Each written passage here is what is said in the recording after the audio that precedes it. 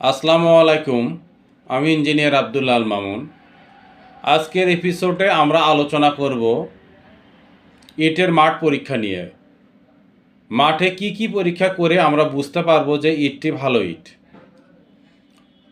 দুইটি ইটকে একটির উপর আরেকটি টি আকৃতি করে 2 মিটার উচ্চতা থেকে যদি ফেলে দেয়, ভালো ইট হলে এটা ভাঙবে না। একটি ইটের গায়ে হাতের নখ দ্বারা আঁচড় কাটার চেষ্টা করলে ভালো ইটের গায়ে দাগ পড়বে না। ভালো ইটকে 1 গামলা পানির মধ্যে ছেড়ে দিলে এটি ঘোলা হয়ে যাবে না এবং বেশি পরিমাণে পানি শোষণ করবে না। দুইটি ইটকে একটি আরেকটির সঙ্গে আঘাত করলে এটা ধাতব শব্দ করবে, মানে লোহার মতো ঠনঠন শব্দ হবে। তো আজকের আলোচনা এটুকুই ছিল। আসসালামু আলাইকুম।